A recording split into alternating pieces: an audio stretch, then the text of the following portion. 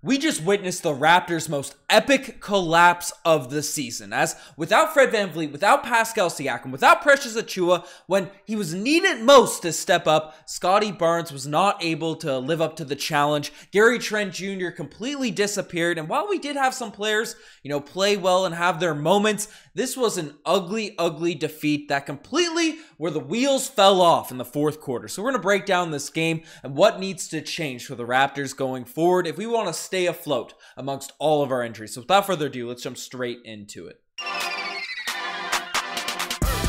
Hello everybody, Ben Rogers here, the Raptors Digest, breaking down the Raptors' 104-118 loss to the Indiana Pacers, and this, frankly, is a game that we should not have lost. The Raptors came out in this one, we had our leads, we had a monster second quarter, and, it looked like a game where the Indiana Pacers are not tanking by any means. I mean, they have the same winning percentage as us, now at 6-6. The Raptors are currently 7-7 after this loss, so this isn't a horrible team by any means, even if they were expected to be alien hunting, but with Benedict Mathurin as a rookie coming in, stepping in and playing really well. They have Halliburton, Buddy Hield, Miles Turner. This is a solid roster the Raptors came up against, and it looked like we sort of had their number going on early after a brutal loss. Brutal loss last night to the Oklahoma City Thunder. I thought the Raptors came back, brought some energy, and were able to, bounce back, as the Raptors traditionally do, against an Indiana Pacers team that we should certainly have beaten if we, have those deep playoff aspirations, even with all of our injuries. But no, without Pascal, without Fred VanVleet, without Precious, without Khem Birch, the guys, we're expected to have a deep team this year. We have guys that have high expectations, right?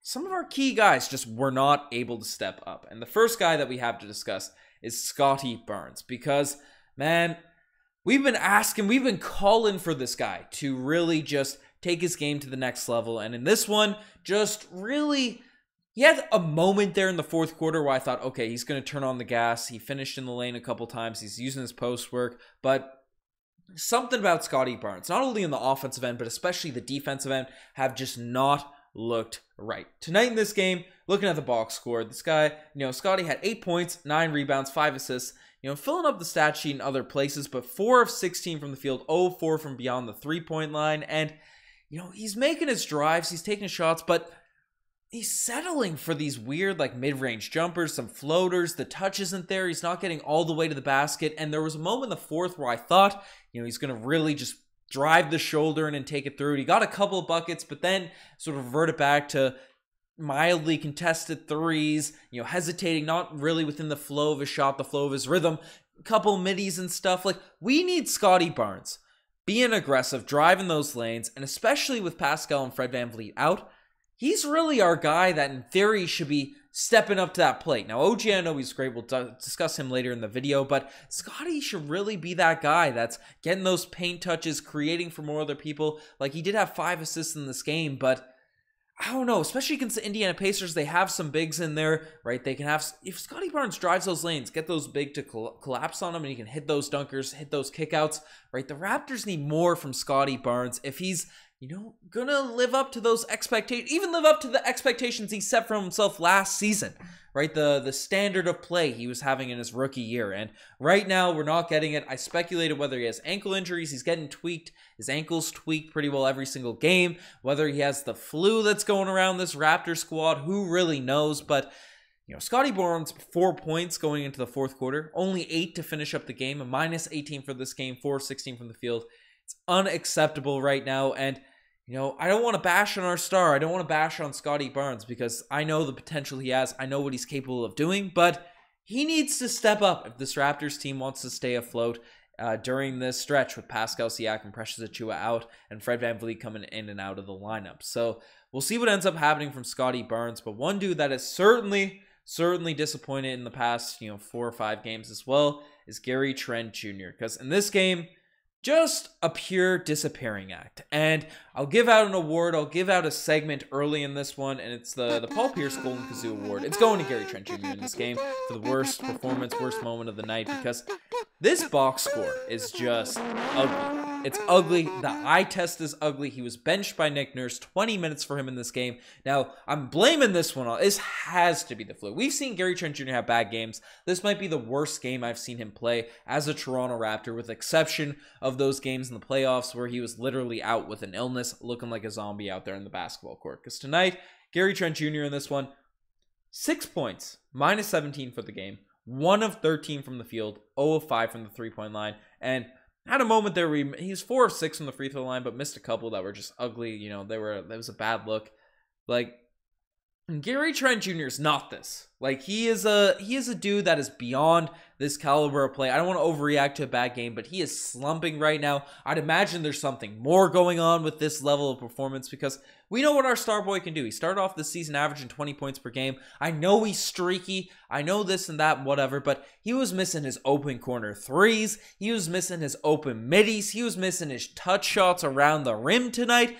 It was the worst game I've seen from Gary Trent Jr. as a Toronto Raptor in this one. So things really didn't go right, and now the discussion's also made, right? People all want to trash Pascal Siakam and Fred VanVleet. See people on YouTube comments, people out there making videos talking about how, the advanced stats don't like what Fred VanVleet and Pascal Siakam do. But you know what? The entire defense is focused on both of those guys night in, night out. And look at what's happening to Scottie Barnes and Gary Trent Jr. Maybe there's external factors that play. Maybe there's other things going on. But the focus of the defense on these guys, it's ugly, ugly performances right now. So, don't take lightly what Fred VanVleet, what our all-star guys, our proven dudes are doing for us night in, night out. Like, the Raptors are on a tough skid right now ever since Pascal and these guys went out. So please give these guys their flowers once they return. I'm not here to just trash bag on our guys. Everyone knows I'm the Raptors homer and all that sort of stuff. But, like,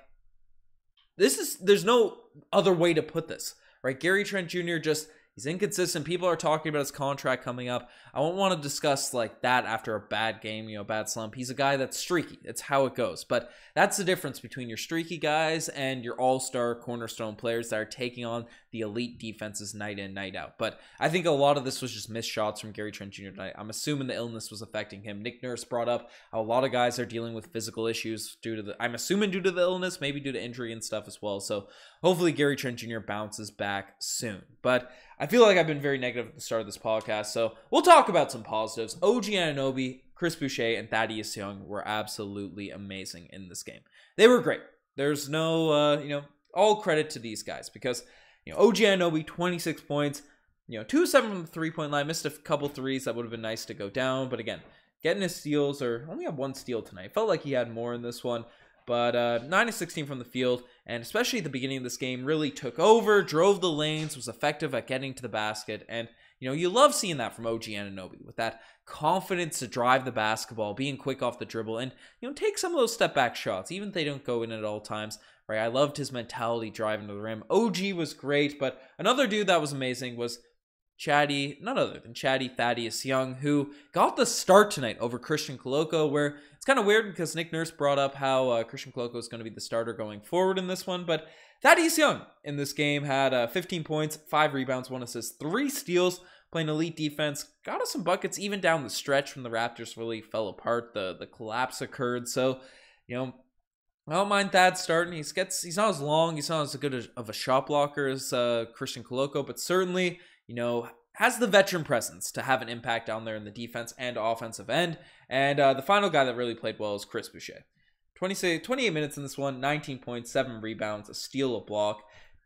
Wasn't too hot from behind the three-point line, was hoisting those shots up, but the Raptors were looking from scoring from different places, and 6-17 is not the most efficient night for Chris Boucher, but we needed something.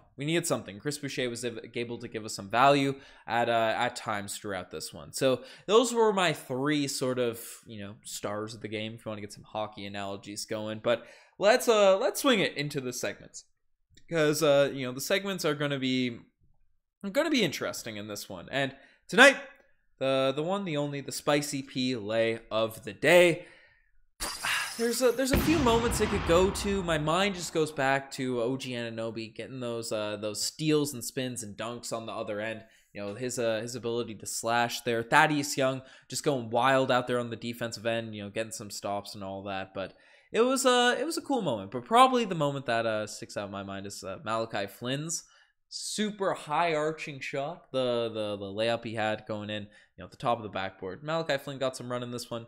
So it's a positive to see, he got some buckets in that. But him and Banton, actually, Banton deserves some credit as well. He had 14 points, 2 rebounds in this one. Malachi Flynn, how's Flynn doing? Flynn had 8 points, 1 of 5 from the 3-point line. This guy's really going to have to knock down some 3-point shots if he's going to get consistent run for the team. We need some shooters. We need some shooting coming off the bench, but he's in those high arcing shots, so credit to that moment right there. Not all plays can be the spicy play of the day, and some just make you say, oh, geez. And the OG's play of the day, the moment of the day, is just going to the entire fourth quarter.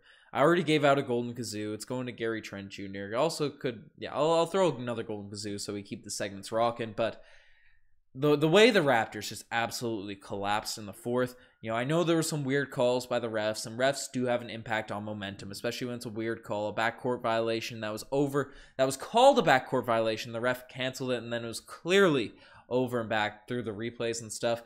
Since from that moment forward, the Raptors just really, the wheels fell off and things got messy. Mathurin was hitting threes, Halliburton was hitting threes. There was weird calls, but you can't blame the refs for just an ugly, ugly performance such as this one, even if they did have a minor impact on it. It was just a bad look for this Raptors team. So it is what it is. It's all you can do.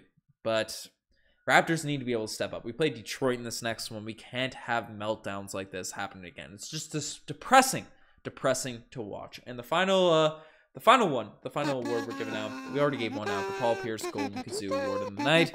And,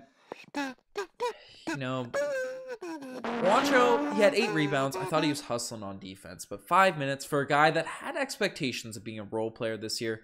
Right? I did up even an animation for him. The bow cruise, the cruise missile, but he's just like the sound of his rocket. It's kind of a dud out here because he's not getting points. He's having his impact, getting rebounds and stuff, getting steals. The defense I can live with, but he's not having those Thaddeus Young 0-point game impact performances off the bench. So just an ugly one, just an ugly game for the Raptors in this one. I don't want to overreact to it. I'm assuming there's health issues. I'm hoping there's short-term health things that to blame for this. I want to blame the excuses, the road trips, the back-to-backs, everyone on TSN is throwing out there, but we got to figure this out, folks. We have to figure this out as a Toronto Raptors team, right? We need to get better, especially where it doesn't seem like Pascal or Precious are coming back soon. Hopefully Fred returns quickly and we can get back on track. But you guys are the best to make this far. Subscribe to the channel if you haven't already. I'm signing out. Cheers.